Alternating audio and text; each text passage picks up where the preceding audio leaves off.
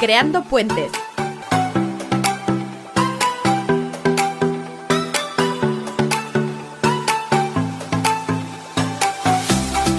Hola, buenas tardes. Aquí desde Creando Puentes, hoy grabamos por la tarde y vamos a hablar de la salud mental comunitaria.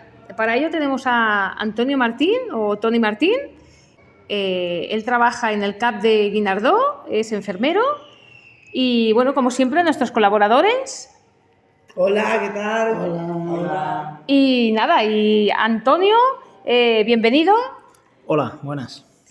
Y bueno, la primera pregunta que te hago y obligada es ¿por qué es tan importante la figura del enfermero en la atención primaria?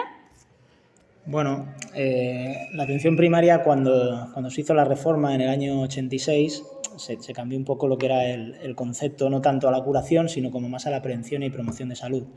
Y por eso es muy importante la figura de enfermería, porque la enfermería, digamos, su papel fundamental son los cuidados, y con los cuidados es una manera de prevenir la enfermedad, de promocionar la salud. Y por eso es tan importante la enfermería en la atención primaria.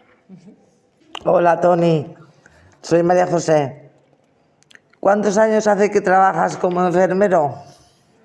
Pues mira, yo acabé en la carrera en el 98, pues 25 años hace que trabajo. ¿Quién es Antonio?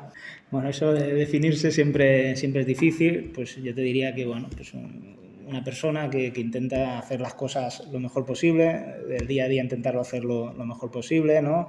Pues con la familia, como padre, como marido, y te diría que un apasionado de la música y del rock and roll, y poca cosa más. Bueno, eres muy completo, eres un artista además. ¿Cuál es el reto de la atención primaria en salud mental? Bueno, la salud mental en la atención primaria a veces es complicada, ¿vale? Porque muchas veces los profesionales que trabajamos, tanto enfermeros como médicos, tenemos algo de formación, pero tenemos una formación muy básica, ¿vale? Y entonces nos encontramos muchas veces con dificultades para tratar a según qué paciente, ¿vale? Y luego lo peor de la atención primaria es que a la hora de derivar a la especializada, ¿no? Hay dificultades siempre. Ya no tanto como derivar al psiquiatra, que bueno, pues el psiquiatra en el CESMA y tal, sino la atención psicológica de este tipo de pacientes, que es fundamental y que en la seguridad social, ¿no? En lo que sería la sanidad pública está muy limitada, y cuesta mucho de que estos pacientes reciban una buena terapia psicológica en la pública, porque todavía no hay los recursos suficientes. ¿La depresión y la ansiedad siguen siendo enfermedades poco conocidas o mal vistas? Bueno, yo creo que actualmente poco conocidas no son muy conocidas, ¿no? Todo el mundo tenemos algún conocido, algún familiar, algún amigo que sufre algún tipo de depresión o algún tipo de ansiedad. Yo creo que conocidas son, mal vistas, bueno, no sé si mal vistas o a veces podrían ser mal interpretadas, ¿no? A veces piensas que una persona con depresión que no puede levantarse por la mañana o no puede salir a la calle, parece como que es algo que si hiciera un poco de esfuerzo podría salir, y eso a veces es difícil de entender, y tenemos que pensar que esa persona, si no sale a la calle o no se levanta, es porque realmente no puede, ¿no? Es como cuando alguien tiene un brazo roto y está roto y no se te puede mover, por mucho que tal gente te diga mueve el brazo, tú no vas a poder moverlo. Pero una persona con depresión que no sale de casa, por mucho que le insistas que salga de casa, es que no podrá salir de casa, y eso a veces se malinterpreta, ¿no? Se puede, mira, no quiere salir, no pone voluntad, no es que no ponga voluntad, es que no puede, ¿no? Como el que se le rompe el brazo y no puede mover el brazo hasta que no se lo enyesan y lo soldan, ¿no? Sería un poco mi punto de vista, ¿vale? ¿Qué papel desempeña la atención primaria para mejorar el conocimiento y concienciación sobre estas enfermedades?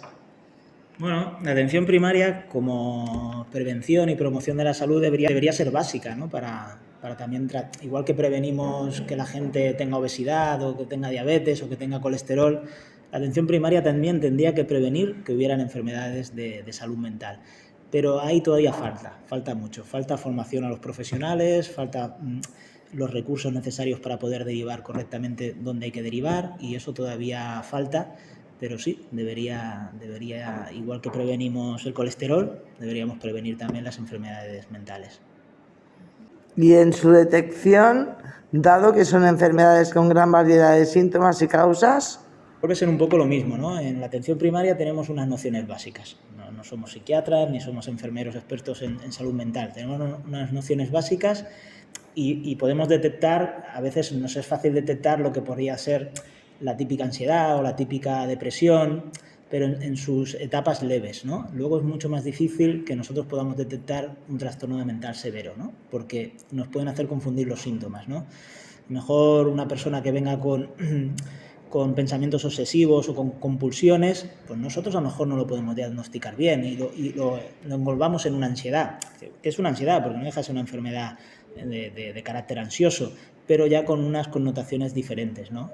Y luego, si nos vamos a otro tipo también de depresión mayor y tal, en la primaria esto cuesta diagnosticar y bueno, eso al fin y al cabo se deriva, ¿no? Pero las que serían los trastornos más leves, estos sí, se pueden diagnosticar en la primaria. gracias, Tony. Paso la palabra a María Dolores. Muchas gracias, María José. Bienvenido, Tony, encantada de que estés con nosotras. Durante la pandemia, según diversos estudios, se ha producido un aumento de personas con ansiedad, depresión o estrés postraumático. ¿Se ha notado esta situación en la atención primaria? Esto es algo que sale por la tele, ¿no? que sale en los periódicos, ¿no? que han aumentado mucho las enfermedades mentales durante la pandemia. Pero, y esto ya hablo yo desde mi punto de vista personal, de mi experiencia, ¿no? Los problemas de salud mental también eran muy influyentes, o sea, había mucha incidencia de ellos también en la atención primaria antes de la pandemia. Con lo cual, yo no he notado gran diferencia. En cambio, sí que he notado, por ejemplo, en pacientes mayores, pacientes domiciliarios, que durante la pandemia aumentó mucho el deterioro cognitivo en ellos, ¿no? En los que estaban sanos se deterioraron cognitivamente más y en los que ya tenían un ligero deterioro cognitivo, pues todavía mucho más, ¿no? Y eso sí que yo lo he visto, ¿no? De pacientes que ibas al domicilio durante la pandemia, que como no podían salir porque todo estaba, ¿no? Todo muy limitado, pues esto les afectaba mucho a las personas mayores. En cuanto a la incidencia de ansiedad, depresión en la primaria durante la pandemia, pues seguramente sí, ¿no? Pero yo más o menos la incidencia he visto la misma. Según un estudio, ha sido especialmente notable entre los jóvenes de 18 y 30 años. ¿Cuáles pueden ser las razones? Bueno, esto es un poco a lo que me refería antes, ¿no? Los estudios, las publicaciones, se ha visto un aumento, ¿no? de las enfermedades mentales durante la pandemia y sí, posiblemente más incidentes en adultos jóvenes entre 18 y 30 años. ¿Cuáles pueden ser las razones? ¿Cuál puedo pensar que sean las razones? Pues me imagino un poco la incertidumbre, ¿no? que dio la pandemia, ¿no? Y sobre todo la gente joven, porque mira, la gente que tenía ya, bueno, más o menos tiene la vida más o menos hecha, ¿no? Pues sabía que no podía ir un tiempo a trabajar o que no podía salir, pero no perdía su trabajo, seguía igual, ¿no? Pero los jóvenes que estaban estudiando, que durante ese año no pudieron ir a la universidad o no pudieron acabar el bachillerato o que empezaban en trabajos que al final acabaron sus contratos porque durante la pandemia hubo mucho problema de trabajo, pues supongo que esa incertidumbre de lo que iba a pasar, ¿no? Que durante 2 años hemos estado, ¿no? con mucha incertidumbre de lo que podía pasar, supongo que eso a nivel emocional debe afectar bastante y por eso supongo que la incidencia en personas jóvenes más que en personas ya con una vida un poco más estable, ¿no? que podían aguantar un poquito más esa incertidumbre, ¿no? Pienso yo, ¿eh? El próximo 10 de octubre se celebra el Día Internacional de la Salud Mental. ¿Cuáles son los retos a los que se enfrenta el primer nivel asistencial en este campo? La atención primaria, lo importante es que la formación, ¿no? Que a los enfermeros de atención primaria, a los médicos de atención primaria, se nos dé más formación en trastorno mental, ¿vale? Y por otro lado, yo creo que las derivaciones. O sea, todos tenemos muy claro cuando hay que derivar al urgente, ¿no? Si viene un paciente con ideas suicidas, todos sabemos que los tenemos que enviar a Sant Pau, ¿no? Sant Pau porque es mi hospital de referencia, ¿no? La psiquiatría de Sant Pau. Pero luego ya, cuando es un paciente con un trastorno mental leve, ¿no? Que sí, pero no, que no tienes seguro, ¿no? Que ves que a lo mejor es muy emocional, ¿no? Que lo que te explica pues son problemas con la familia, problemas en el trabajo, ¿no? Y que todo esto le está afectando. Ahí tenemos dificultades con esos pacientes. Son pacientes que reconsultan siempre por lo mismo, ¿no? Y al final acaban medicándose, ¿no? O medicados, ¿no? Porque al final se acaba derivando al CESMA, pero lo visita el psiquiatra y no lo visita el psicólogo. Entonces el psiquiatra pues generalmente medica, ¿vale?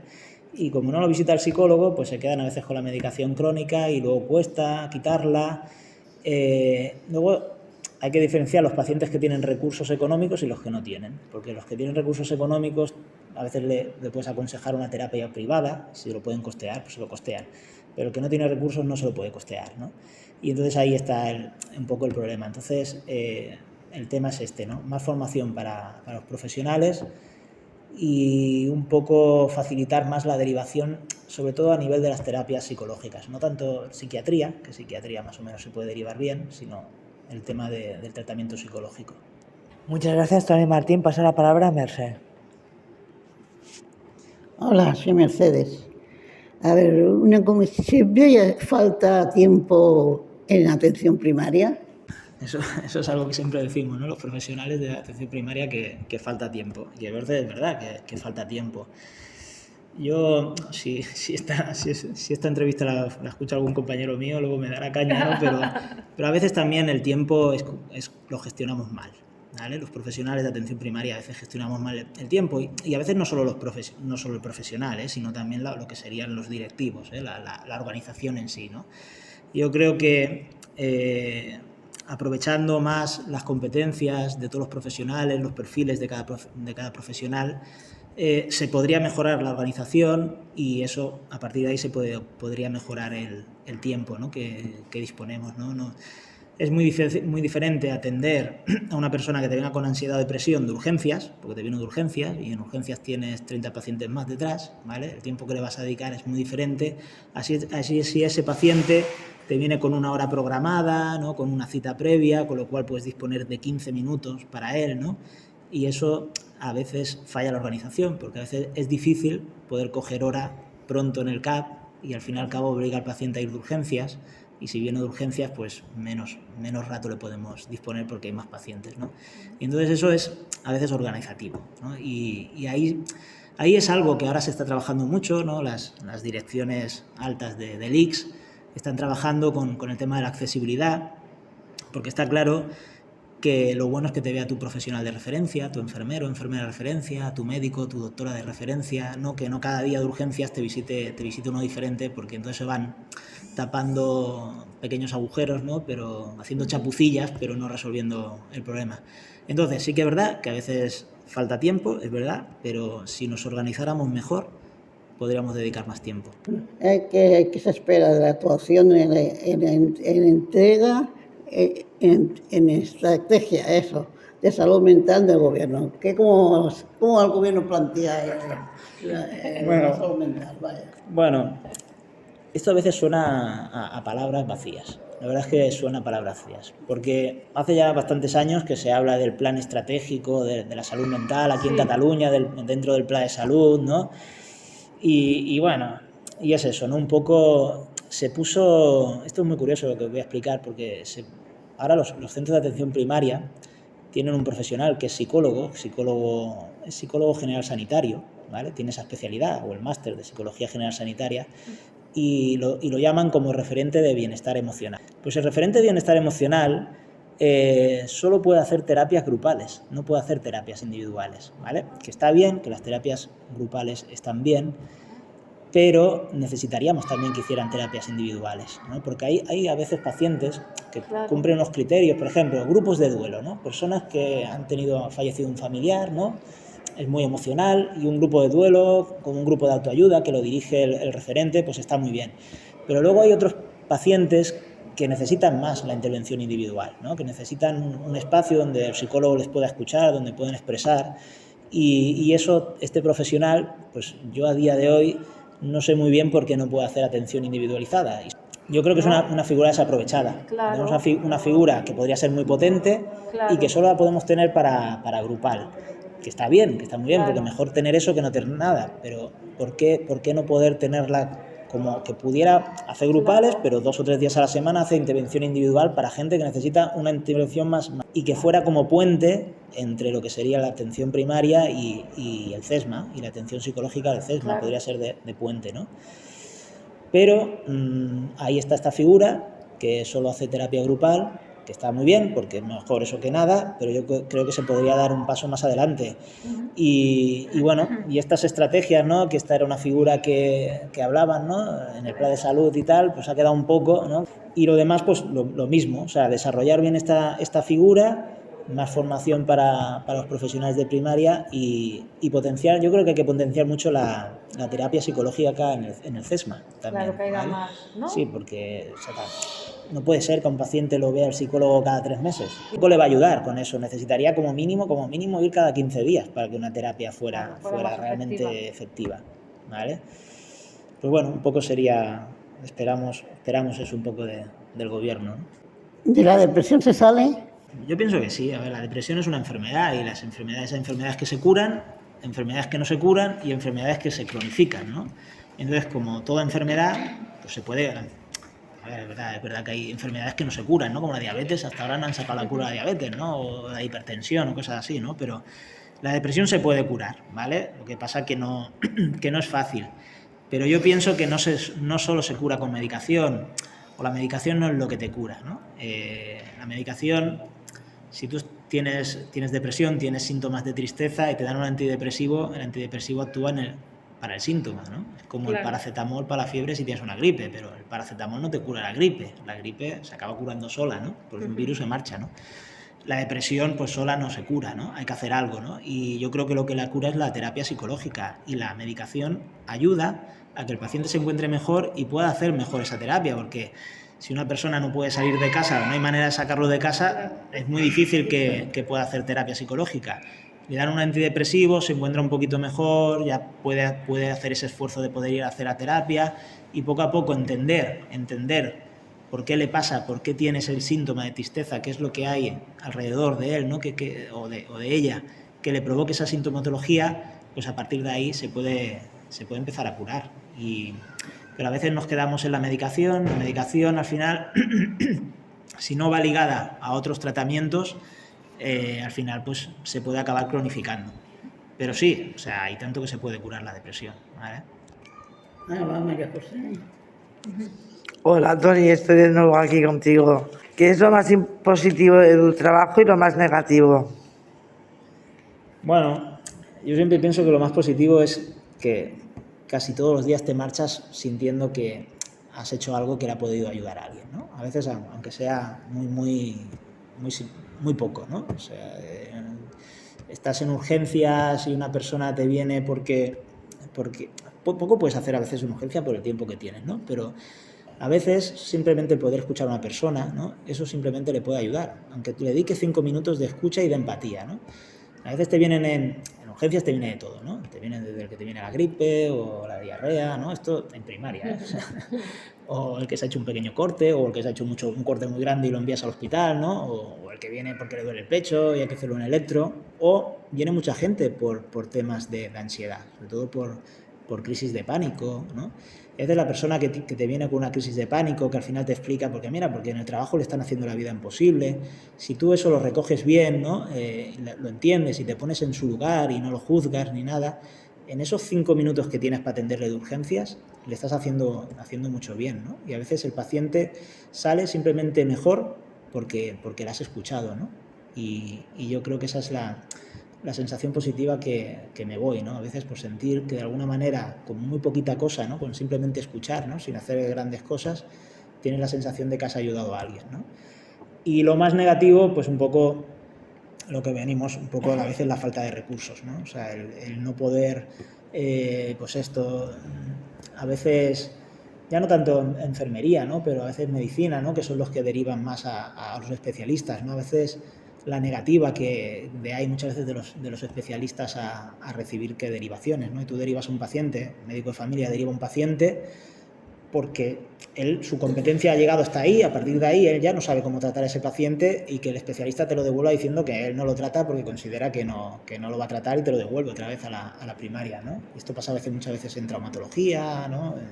en cardiología y en especialidades, ¿no? Y a nivel de enfermería, pues también un poco a veces, pues esto, ¿no? La falta de recursos, ¿no? Un paciente domiciliario que tuvieras, que lo ves, ¿no? Que ya no solo es un problema, pues, por ejemplo, de la herida, ¿no? Sino es un problema social, ¿no? Y tú lo intentas derivar, ¿no? A la trabajadora social, pero la trabajadora social tiene los recursos que tiene, ¿no? Y lo que dispone, ¿no? Y cómo cuesta mucho las ayudas, y a veces te encuentras ya no tanto problemas sanitarios en los domicilios, personas mayores, pero que son más problemas sociales donde no sabes cómo poderlo ayudar, porque yo no conozco los recursos, derivo a la trabajadora social, pero la trabajadora social también te dice, hostia, Toni, es que esto está así, está así, está así, es que no le puedo ofrecer ahora mismo más, tendrá que esperar pues 3, 4, 5 meses o un año, vete a saber, ¿no? Para recibir ayudas, ¿no? Y eso es un poco a veces lo que te puede generar lo más negativo, ¿no? de nuestro trabajo. ¿Te vinculas emocionalmente, quiero decir, si cuando te vas a casa piensas en los pacientes?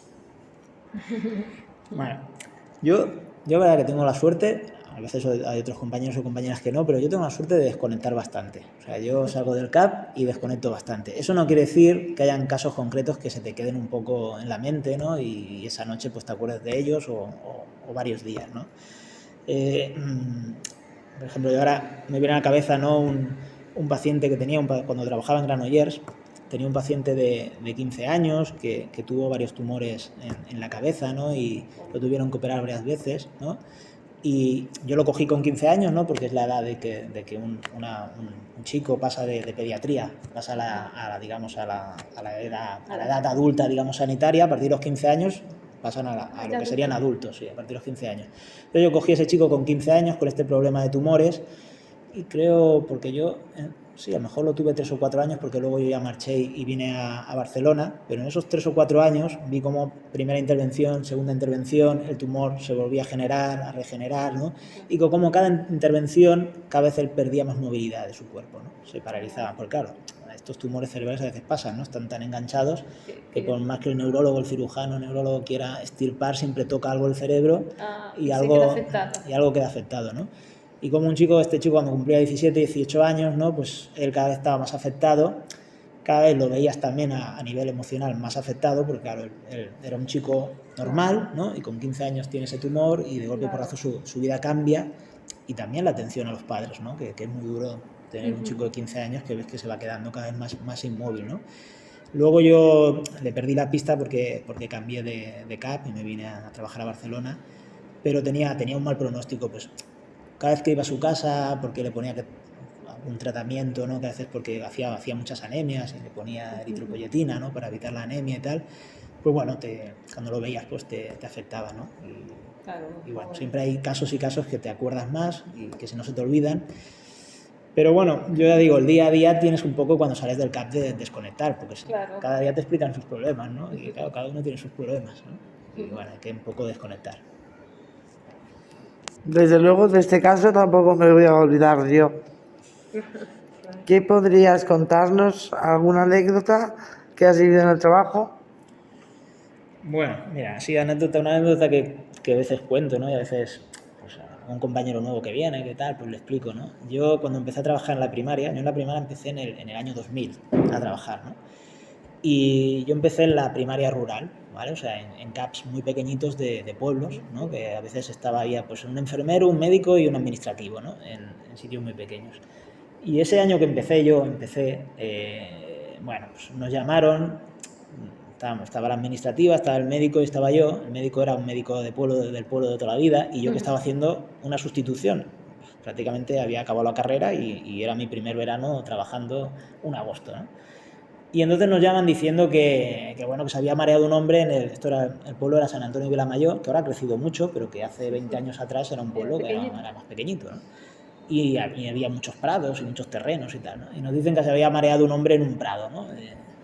Y bueno, entonces yo digo, bueno, pues no sé, yo tenía muy poca experiencia, el médico era mayor, era el médico del pueblo toda la vida. Me dice, Toni, pues cógete el aparato de tensión, la máquina de glucosa, ¿no? Y vamos allí a ver lo que pasa, ¿no? Y cuando vamos allí nos encontramos un hombre mayor, ¿no? A lo mejor de 80 años, muy grande, ¿no? De mucha corpulencia, tirado en medio del campo, ¿no? Y cuando llegamos allí, o sea, yo no tenía mucha experiencia, pero vamos, yo veía que ese hombre llevaba mucho tiempo muerto, vete a saber mucho tiempo muerto, ¿no? Y entonces, claro, yo mi inexperiencia, ¿no? El médico era de toda la vida, entonces me dice, este hombre está muerto, pero vamos, ya vete a saber cuánto tiempo lleva muerto, pero vamos a hacer aquí un poco el papel, porque claro, había mucha gente del pueblo alrededor del hombre, vamos a hacer aquí un poco el papel y tal. ¿Y nadie ¿no? se había dado cuenta que estaba muerto? Yo creo que sí, pero bueno, nos dijeron que estaba mareado, ¿no? Que se había mareado, o sea, estaba muerto. Y entonces el médico, claro, que tenía 60 años, yo tenía 22 o 23, me dice, mira, tú le haces boca a boca y yo masaje cardíaco. Yo pensaba entre mí, pues este hombre, digo, vete a saber cuánto lleva muerto, ¿no? O sea, ahora me pasa y digo, no hacemos nada, ¿no? Y entonces yo me acuerdo que pido un pañuelo, o sea, yo al final pido un pañuelo, le pongo un pañuelo al hombre y le empiezo a hacer boca a boca al muerto y él hizo un poco masaje, nada. Sí. Pero yo decía, madre mía, yo aquí haciéndole el boca a boca a este hombre muerto, de saber que ya mejor lleva una hora muerto. Y bueno, entonces el médico dice, mira, ya está. O sea, yo, como era el médico del pueblo y conocía a ese hombre de toda la vida, dice, bueno, yo firmo la defunción, muerte natural, y claro, había que llevarlo a su casa, al muerto, para que viniera a la funeraria. La funeraria no venía en la calle, no venía allí en medio de un campo, ¿no? Porque otra opción era si venía una ambulancia, si llamábamos a una ambulancia, era muy probable que se lo llevaran a hacerle la autopsia, ¿vale? Para saber, claro. Claro. Entonces, bueno, ¿qué hacíamos con el muerto allí? O sea, con un montón de personas. Era un poco como una película de Almodóvar. Sí. Entonces, bueno, pues el pueblo, bueno, ¿quién tiene una furgoneta, no? Un pueblo, una furgoneta. Entonces, bueno, yo tengo mi furgoneta. Apareció uno con una furgoneta tipo Kangoo de estas, ¿no? Así, tipo pequeñita.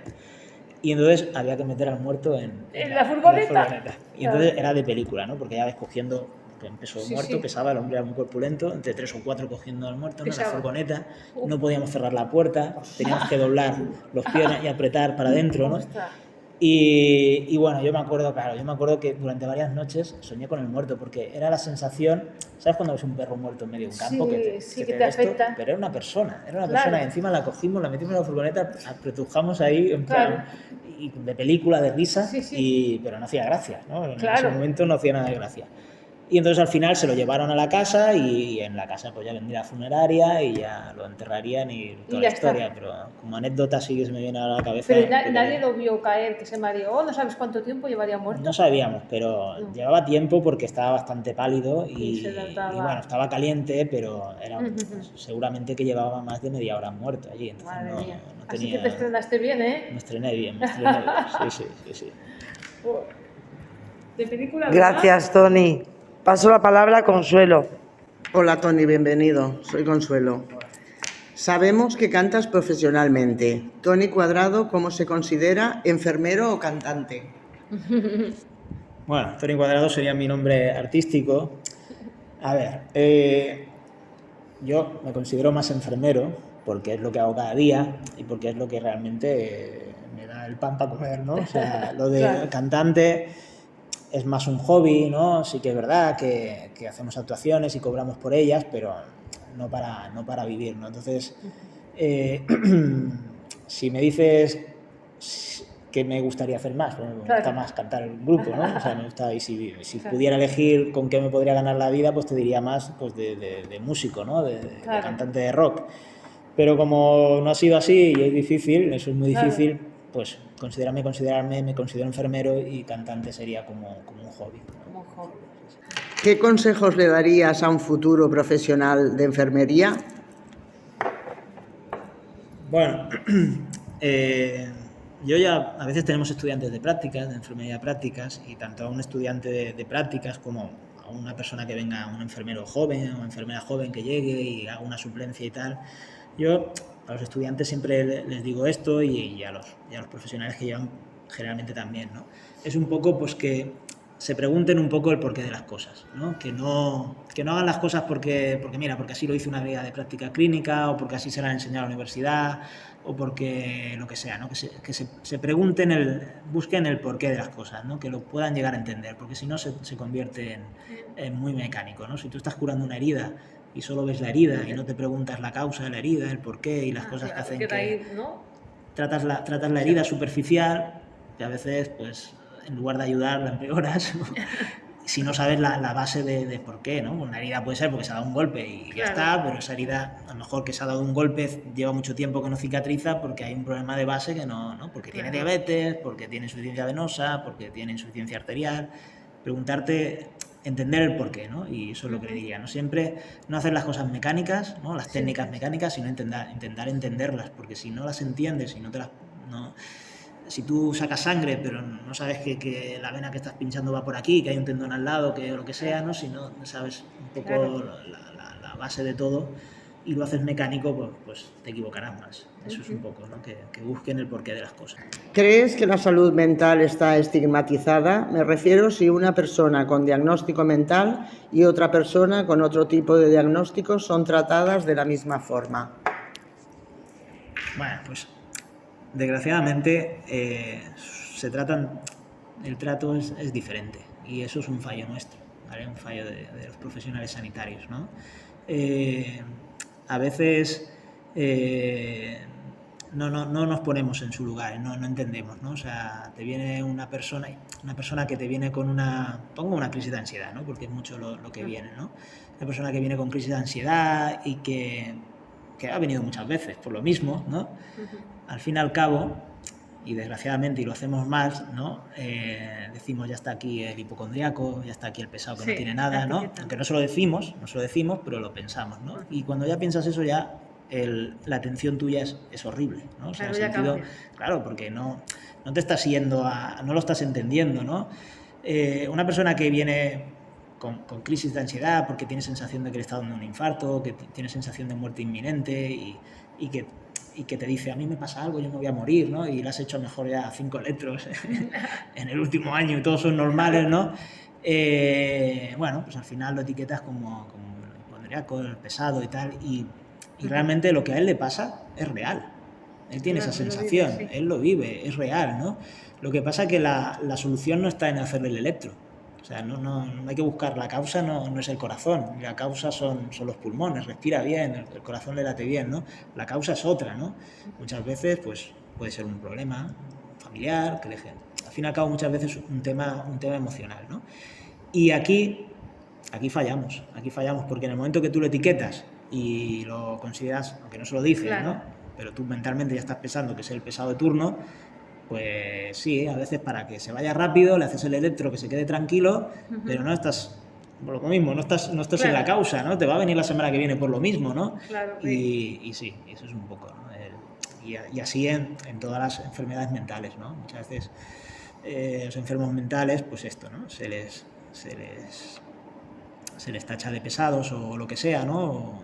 Y así no los ayudamos, porque realmente el problema lo tienen, ¿no? Lo que pasa es que no es el problema que ellos... No es la causa que ellos te están diciendo, hay que buscar otra causa, hay que reorientarlos a que ese no es el problema, que el problema no es el corazón, el problema son otras cosas, ¿no? Si volvieras a nacer, ¿qué profesión escogerías? Bueno, a ver, a mí me gusta ser enfermero, ¿no? Y yo siempre digo, cada día me levanto para ir a trabajar y no me siempre da un poco de pereza, ¿no? Ir a trabajar, sobre todo cuando vienes de vacaciones y todo eso. Pero que bueno, que hay gente que se angustia mucho, ¿no? Para ir a trabajar, yo no me angustio y eso quiere decir que, bueno, que me gusta, ¿no? Y me lo paso bien, ¿no? Seguramente, a veces como las vidas, ¿no? Las segundas o terceras vidas se repiten, seguramente cogería lo mismo, ¿no? Pero si tuviera que pensar otra cosa que podría hacer y lo que a veces, pues mira, no sé, me gusta la música, me gustan las guitarras, ¿no? Pues a lo mejor me gustaría ser luthier, ¿no? Poder hacer guitarras o reparar guitarras, ¿no?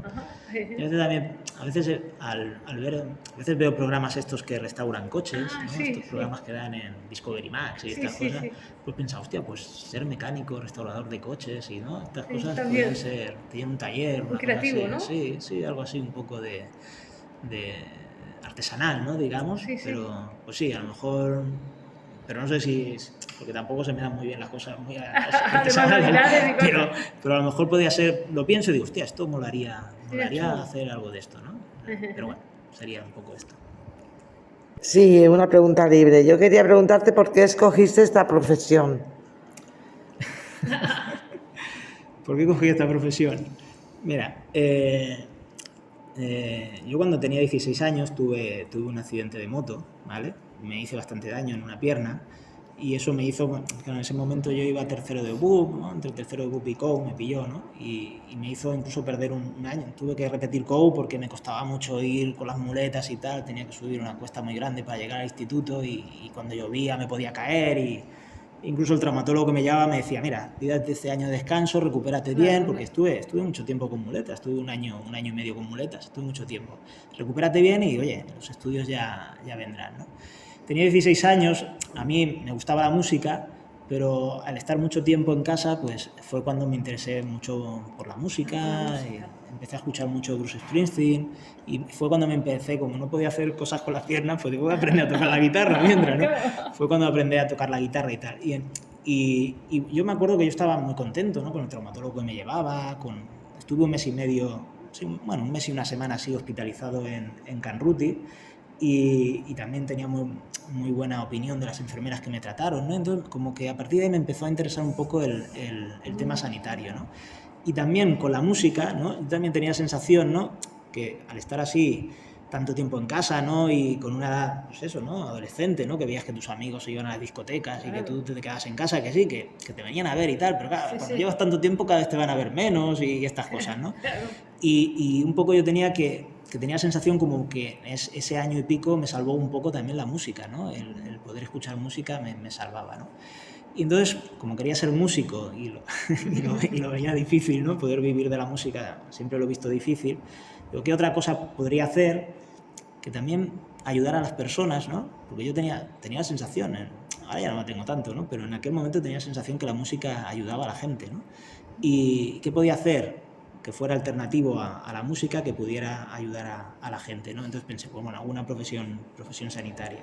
Entre las que empecé a mirar, pues mira, pensé, pues medicina o enfermería, ¿vale? Y entonces, al final, cuando hice la selectividad, no me llegó la nota medicina y cogí enfermería. Y cuando empecé a hacer enfermería, que empecé un poco a ver qué era esto, pues la verdad es que me gustó bastante y bueno, pues ya seguí acabándola y sí que me acuerdo de las primeras prácticas, cuando hice la primera práctica allí en el Hospital de Belviche y entré ahí con un hombre que no tenía nariz porque tenía un carcinoma, que no hablaba, que tal, encima tenía tuberculosis, bueno, yo pensé, ¿dónde me he metido? ¿No? ¿Dónde me he metido? Me voy a ir a mi casa y me voy a dedicar a restaurar coches.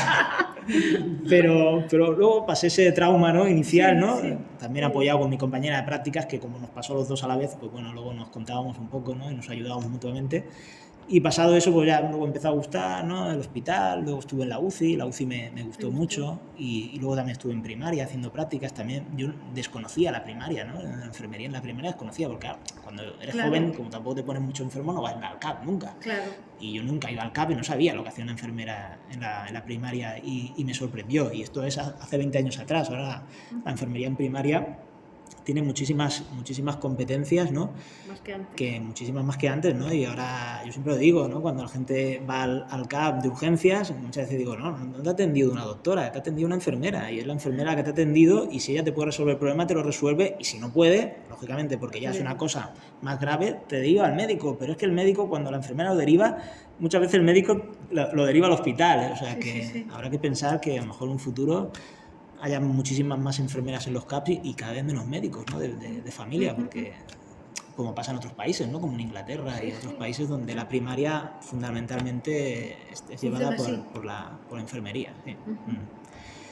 Y creo que he contestado a la pregunta, ¿no? Al final era algo así. No, sí, ya porque me he liado a hablar, sí, que por qué, pues fue un poco porque por la experiencia que yo tuve con la sanidad cuando me rompí la pierna, y por la relación de la música que yo veía de salvar, de ayudar, sí, la música. No hay mal que por bien no venga. No hay mal que por bien no venga, eso dicen, ¿no? Y a veces se cumplen, ¿no? Estas cosas se cumplen. Sí. ¿A quién? Un placer. Hola, Toni, mira una pregunta, por favor. Has mencionado que en atención primaria estáis faltos de formación respecto a la salud mental. ¿Qué necesitaríais para estar más formados para poder atender en este campo? ¿Una especie de PIR como los psicólogos o qué en concreto? No. Sí, no tanto como un PIR, el PIR de psicología, que es el psicólogo clínico, ¿no? Creo que son 4 años y no, o sea, no necesitamos una formación de 4 años, eso es para los psicólogos clínicos, ¿no? Pero sí que algunos conocimientos mínimos y no solo sabemos mucho de fármacos, ¿no? Sabemos que, pues mira, la fluoxetina, ¿no? El Prozac, el diazepam, ¿no? El Valium, todo esto sí que lo conocemos bien, pero nos falta un poco esa terapia emocional, ¿no? Un poco conocer más esos principios básicos. Tampoco tenemos que ser psicólogos, porque no pretendemos, pero el entender, o sea, nos falta formación en entender al paciente con salud mental, porque simplemente a veces dedicarle 5 minutos le puedes ayudar mucho, mucho más que con el diazepam. Lógicamente, si está muy nervioso, el diazepam se lo vas a dar, pero y yo creo que eso nos hace falta.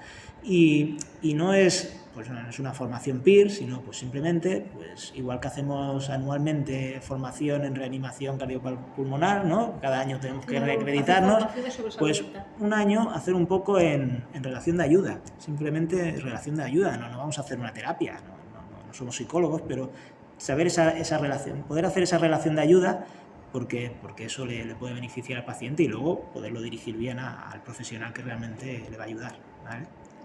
Tenemos un proyecto con las bibliotecas también, y el otro día me decían las bibliotecarias, les falta también esa relación de ayuda y saber, cuando viene alguien que tiene un problema de salud mental, ¿no? Dice, a veces no sabes bien cómo tratarlo y nos falta esa formación en el tipo de ayuda, de empatía, cómo escuchar, cómo... Hay mucha falta de enfermería aún, ¿no? También. De profesionales sanitarios. ¿De profesionales? El tema, sí, a ver, cuesta encontrar enfermeras para hacer sustituciones, sí, sí. Si realmente en el CAF faltan profesionales, esto es un poco como antes, y según a quien me oiga se enfadará conmigo. Yo pienso que si vienen más profesionales, mejor, ¿vale? Mira, nosotros somos un CAP muy grande, donde somos 19 enfermeras y 19 médicos, somos un CAP muy grande, ¿vale? Y si estuviéramos mejor organizados, podríamos atender a llegar más gente, ¿no? y poder atender mejor, ¿vale? Eso es una opinión personal, pero yo creo que hay gente que la comparte y gente que no, ¿verdad? Pero lógicamente, si en lugar de ser 19 fuéramos 25, claro, pues sería mucho mejor para todos, ¿no? Porque claro, aún podríamos todavía hacerlo mejor. Pero yo creo que si se aprovecha bien los perfiles profesionales, se aprovecha bien las competencias del médico de familia, de la enfermera de familia, del administrativo sanitario, si empiezan a aparecer nuevos profesionales como el referente de bienestar emocional, pero bien aprovechado, nutricionista, que tenemos ahora nutricionista en el CAP, pero en lugar de que venga 2 días a la semana, que viene 5, o también parece ser que ahora tendremos un fisioterapeuta en los CAPs, también, pues podemos abarcar a mucho más, y si el fisio puede hacer esto, la nutricionista puede hacer lo otro, la bienestar emocional puede hacer lo otro, pues igualmente los médicos de familia, los enfermeros, que hasta ahora lo hacíamos todo, podemos hacer más cosas, ¿no? Entonces, a veces no es tanto lo que falten profesionales de enfermería, que si vienen más mejor, pero también yo creo que lo que más falta son otros perfiles profesionales, ¿no? Y ser más holísticos, ¿no? Y esto, luego está el otro problema, ¿no? Otro problema que sí es verdad que faltan enfermeras, ya no tanto porque en el equipo falten, sino que si alguien se pone mal o las vacaciones, mi jefa no encuentra enfermeras para sustituirnos, ¿no? Y a veces nos tenemos que sustituir entre nosotros, y eso sí es un problema, porque al final eso sí que va, en lugar de ser 19, si hay 3 que se ponen malos o se van de vacaciones, entonces ya eres 15 o 14, ya no somos 19, ¿no? Y cuesta mucho encontrar enfermeras, y cuesta mucho más encontrar médicos de familia. Los médicos de familia tienen un problema, porque como profesión tienen un problema, porque los estudiantes de medicina, cuando acaban sexto de medicina y van a elegir el PIR, o sea, que hacen el MIR para elegir la especialidad, no eligen familia y comunitaria, la medicina de familia y comunitaria, no eligen, y ahora este año han sobrado 150 plazas. No sé el por qué, es una especialidad, porque es una especialidad, el médico de familia es una especialidad, igual que puede ser cardiólogo, lo que pasa es que es una especialidad generalista, pero hacen una especialidad para ser, tienen una formación aparte. Por otras cosas. Pues prefieren ser cardiólogos o cirujanos plásticos o esto que tiene más nombre, y no tanto médico de familia, y es un problema porque... si enfermería de apuesta, es que los médicos es que no hay, ¿no? Y entonces pasa lo mismo. Si son 19, pero resulta que se ponen 3 de baja, 3 cogen vacaciones, se tienen que sustituir entre ellos, y entonces ya no son 19, ya son 15. Entonces ese es un problema, ¿no? Pero bueno, en resumen, profesionales de enfermería sí faltan. No sé, ¿no queréis preguntar nada más, no? Bueno, yo no sé vosotros, pero a mí me ha encantado la entrevista. Sí, es muy interesante todo lo que dice. Muy bien, y sobre todo como tú lo explicas, porque se ve que es casi que lo vives, es vocacional y te se ve muy buena persona, ¿no? Y lo transmites muy bien, ¿sí? Opináis todos igual. Nos encantas como igual nos encantas el Toni Cuadrado, ¿eh? Porque ha estado muchas veces tocando también en el foro, la otra faceta. Gracias. O sea que no, yo creo, ahora conociéndote, que si te pierden como enfermero, pierden un gran profesional, pero claro, si lo puedes compaginar las dos cosas, pues muy bien, ¿no? Y la musicoterapia, tenemos un grupo nosotros de musicoterapia, que es el máster de musicoterapia, viene una psicóloga, que es la directora del máster, viene con alumnos de musicoterapia y ellos siempre dicen que la música cura, Sí. ¿no? Y también ellos... Sí. Está claro, ¿no? Sí. Ayuda de alguna manera, a nivel emocional te mueve, ¿no? Y eso te ayuda, te puede ayudar. ¿Y nunca te has planteado también hacer música así como Shane Mountain, ¿no? Mira, Mueve las emociones a través, no sé. No, la verdad es que no me lo he planteado, porque yo a veces he trabajado, bueno, estuve trabajando en un centro de día que era de Alzheimer, era especialista en Alzheimer. Yo tenía un poco el papel como tenía la figura de... ¿El No, o el animador? no, era No. responsable higiénico-sanitario, tenía esa función, ¿no? Y yo iba unas horas a la semana, creo que iba tres veces a la semana. Además iba en diferentes centros porque la asociación tenía diferentes centros y dedicaba 3 o 4 horas a cada centro, ¿no? Y mi función básicamente allí era preparar la medicación, ¿no? Que si habían algunas curas, pues decir cómo se tenían que curar, y entonces las educadoras y las auxiliares eran las que hacían las curas y un poco decía esto, ¿no?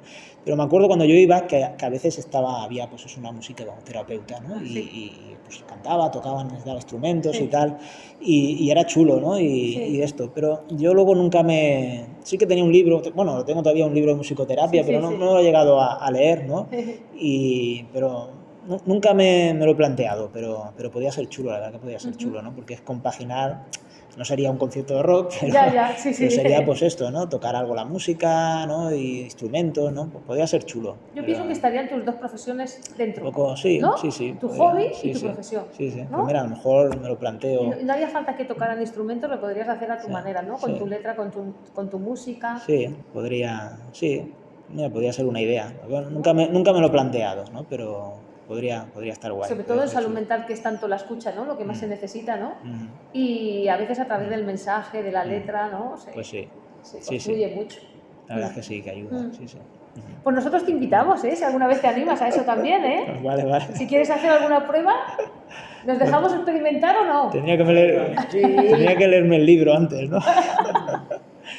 Sí. Bueno, pero a mí lo que hacíamos, que era más un concierto de rock acústico, ¿no? Yo creo que eso también es divertido, ¿no? Y también también debe ser terapéutico, ¿no? De alguna manera, ¿no? Sí, claro. Sí. Ahí me encuentro más... Te encuentras más en tu ámbito, ¿no? En mi ámbito, ¿no? Sí.